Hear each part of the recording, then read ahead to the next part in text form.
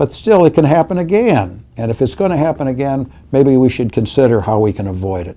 That's all I'm saying.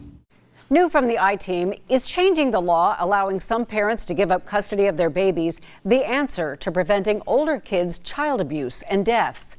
It was a murder where the mother of this 6-year-old, James Hutchinson, used her car to drag him to death in a park that prompted this community conversation. The important context here is that mom, who's now in prison, Brittany Gosney, claimed because her kids were older, there was no system like the safe haven law to help her legally give up custody. Tonight, the I-Team's lead reporter, John Bedell, follows what advocates say we can learn from Gosney's story in their push for change in James's name.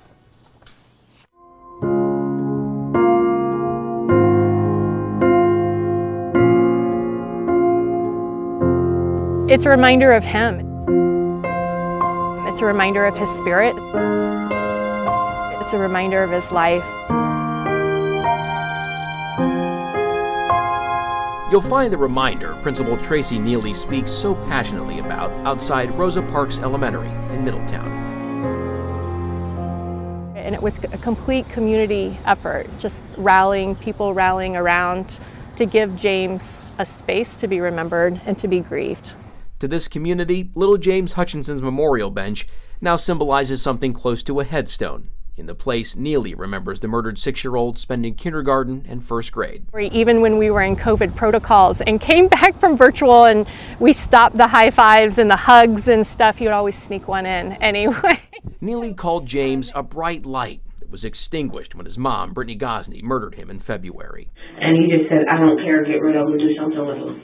While the I-Team has reported on Gosney telling police what led to the murder was pressure from her boyfriend, James Hamilton, to abandon James and his older brother and sister, something Hamilton admitted. I kept telling her she needed to do something with them. Is exactly what you need to do something with them. There's also Gosney's claim I have tried to Middletown detectives that before moving to Middletown and murdering her son, her call to Children's Services was ignored. As the I-Team has previously reported, Gosney was sexually abused and got pregnant when she was 12.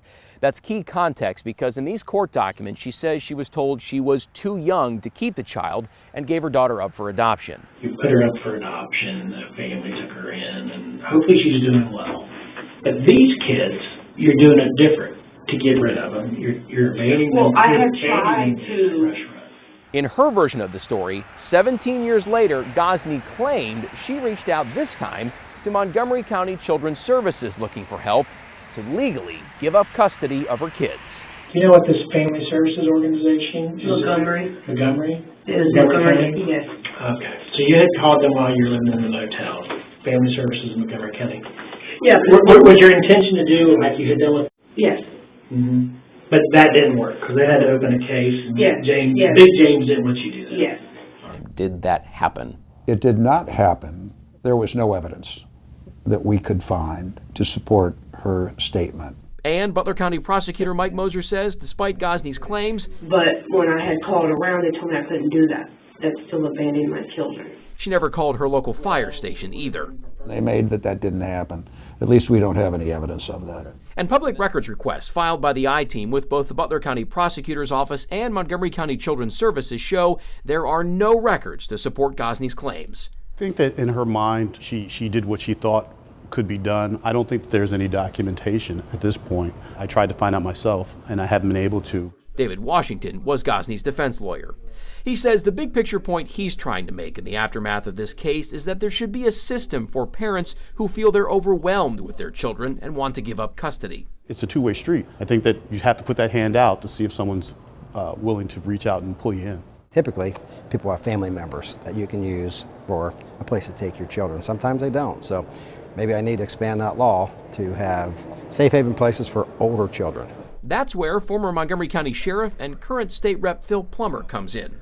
Plummer told the I-Team in May a law change, something similar to Ohio's safe haven law, which right now allows birth parents to give up custody of newborns up to 30 days old without penalty, should be looked at and possibly expanded to include older children. Do you still think that that sort of reform plan could help save another child like James Hutchinson in the future? Yeah, absolutely, and I'll look right into that immediately. When when people are so stressed that they cannot deal with it and children are going to be injured or murdered, there should be something that society is able to do to slow that down or stop it entirely. Sometimes the laws need to be adjusted so that better things can happen and we don't have a Ghazni repeat or a Hamilton repeat, and we don't have a little James dead at 3 o'clock in the morning out in a forest preserve in the wintertime, holding onto a car crying for his mother. And with a heavy heart, at a place that will always remind her of his memory, Neely is passionate about making sure little James's death is not in vain. We get wrapped up in the case or the details of the case and we lose sight that there was a kid involved in this. What do you hope James Hutchinson's legacy is? I hope it brings a light to issues of child abuse in our community and across our region and our state. For the I-Team, I'm John Bedell, News Center 7. And the I-Team will continue to update you on the progress of any safe haven law expansion bills introduced at the State House. Right now, live on WHIO.com and our free streaming app, WHIO TV Now, you can hear about all the ways Principal Tracy Neely says the Middletown City Schools community continues to remember little James. That is a free download on your Roku, Amazon Fire, Apple TV, and Smart TV device. And on our website, WHIO.com, just click on I-Team.